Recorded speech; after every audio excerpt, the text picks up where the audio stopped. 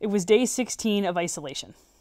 The government had shut everything down for over 2 weeks, which means very little traffic, very little manufacturing, and very little pollution.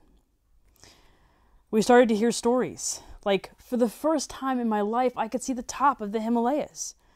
For the first time in my life, I could see fish in the Venice Canal.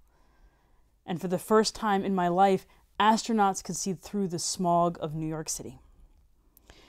I've been an environmentalist for over 20 years now. And yes, that means I have been an environmentalist since I was about 10 years old. Starting a recycling can in my parents' garage was the start of my now very active career. But that's how long I've been waiting. 20 years. I have been waiting 20 years to hear stories like that. I have been waiting that long to show people with proof that we can make a difference in our environment.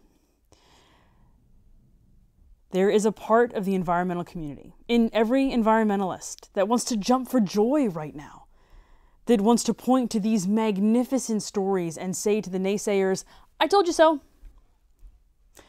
However, there are a few issues with the jumping for joy and the "I told you so's."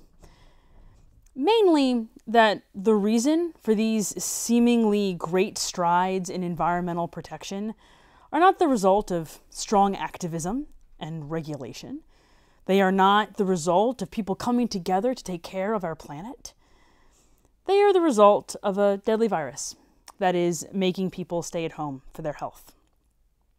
Many environmentalists, myself included, don't want to take advantage of this situation. We don't want to look opportunistic when so many of our fellow human beings are struggling or dying. So instead, we're trying to look ahead to the day when we can all go back to work, to laying the foundation for this new world and new work that is going to have to come from this heartbreaking and unprecedented time. When asked to preach about environmentalism, most people use scripture passages from Genesis, say the creation story or Noah. We talk about the responsibility that God gave us to take care of this planet and all the creatures on it. But this year feels different. This week, in the narrative lectionary, we hear the story of Jesus' ascension. I will admit, when Jennifer told me that that was this week's passage, I said to myself, okay, so Jesus leaves and now the disciples are charged with doing the work, so I should preach something about a call and we should do stuff. But then I actually read the first 14 verses of Acts and I realized something.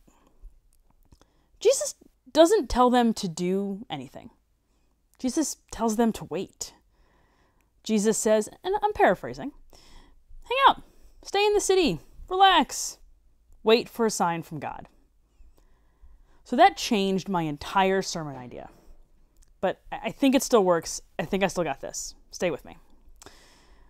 Right now, we are being called to do the same thing that Jesus told the disciples to do. Stay in one place and wait.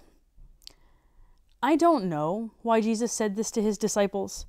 Maybe he knew how important Pentecost was, not only to them, but would be for generations for many people. Or maybe he knew that they just needed a minute to grieve. They just lost a friend, a teacher, the person who they thought was supposed to bring balance, restore Jerusalem. Jesus knew that they needed a minute to deal with the loss and the trauma that they had just experienced. And I think that's true for us now as well. We need to hang out in isolation and deal with the grief of losing loved ones, jobs, income, freedom, that sense of normalcy.